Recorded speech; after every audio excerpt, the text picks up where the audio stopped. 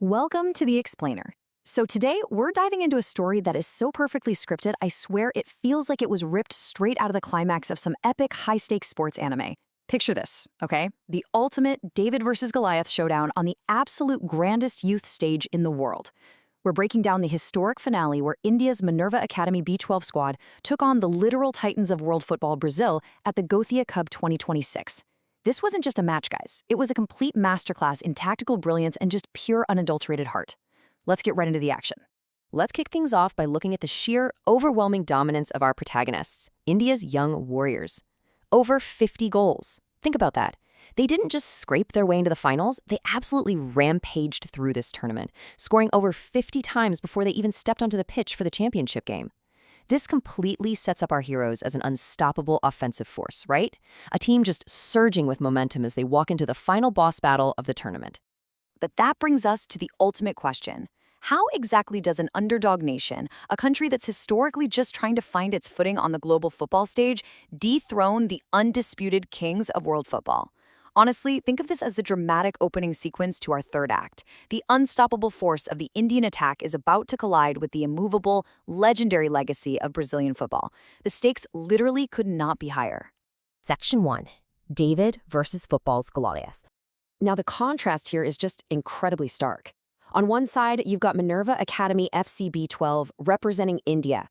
These are the hungry, rising underdogs fighting tooth and nail to put their nation on the global football map. And on the other side, RS Sports Yellow, representing Brazil.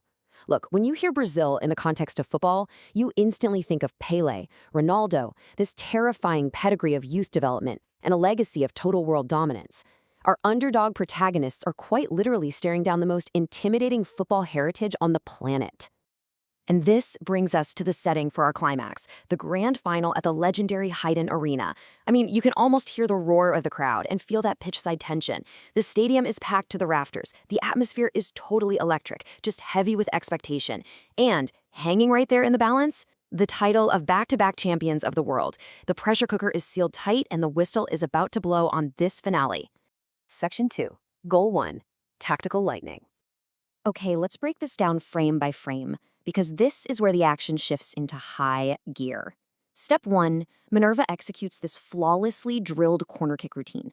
It's not luck, folks. This is pure, meticulous tactical preparation. Step 2, a perfect pinpoint ping right to the edge of the Brazilian box, entirely bypassing those towering center backs and catching the defense completely flat-footed.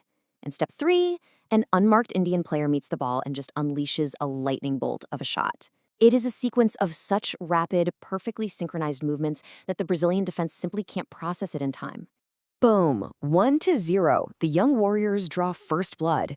It is a massive, triumphant beat in our story. The underdogs have struck a critical blow against the giants, basically proving that their tactical brilliance can crack even the most formidable armor. The stadium completely erupts, and for a split second, the impossible seems entirely within reach. Section 3. Goal 2, the decisive strike. Because, Goliath doesn't just lay down and quit. The Brazilians fight back with the exact ferocity you'd expect from world champions, and they equalize. The momentum swings entirely back in Brazil's favor. The joy of that first goal completely evaporates, replaced by the grim reality that everything our heroes have fought for is suddenly slipping away. They're back to square one, with absolutely everything on the line. And this perfectly captures the agonizing suspense of the final act. We're in the late second half, and Brazil has tied it up. The clock is relentlessly ticking down. Just 2 minutes left. The pressure is suffocating. It's that classic tick-tock moment in a thriller where you are literally on the edge of your seat. And then, right as the final whistle approaches, a hero emerges from the chaos. Makam Nongren steps up and delivers a spectacular, dramatic match winner. We're talking maximum pressure here. Imagine this in pure cinematic slow motion. The weight of an entire nation's hopes, the legacy of this massive tournament, the absolute exhaustion of the final minutes, all of it resting on one single strike. Nongren slots it home under conditions that would frankly break seasoned professionals. The ball hits the back of the net, and that slow motion silence shatters into a frenzy of pure, unadulterated ecstasy. 2-1. The final score flashes across the board. The whistle blows. The impossible has actually happened, guys. Minerva Academy FC has conquered Brazil. They've secured the ultimate victory and are officially crowned back-to-back champions of the world. It is just a breathtaking conclusion to an unbelievable athletic performance. Section 4. The Factory of Champions. So, we've seen the cinematic climax on the pitch, but now let's look at the main characters who etched their names into history. Picture them celebrating on the pitch with the tricolor flag flying high amidst hundreds of screaming fans. We've got the official tournament match MVP Seemin Songkongsai, wearing number 11, who was an absolute force of nature out there. We have the rising star, Thong Songlen Kipchun, and standing behind them all, the visionary Academy founder, Ranjit Bajaj. These are the faces of a literal revolution in Indian sports. The crucial takeaway you need to get from this is that this victory, it was not a fluke. It wasn't just a lucky day. We define Minerva Academy as a factory. Ranjit Bajaj's elite pipeline that is now definitively proven it can develop world-class grassroots talent. They aren't just showing up to participate. They are systematically producing young athletes who are perfectly capable of dominating the globe and taking down traditional powerhouses. Section 5. India's New Football Era. Let this truth really sink in for a second. Minerva proved that India can not only compete with, but actually defeat the absolute best football nations on earth. That is the core takeaway of this entire explainer.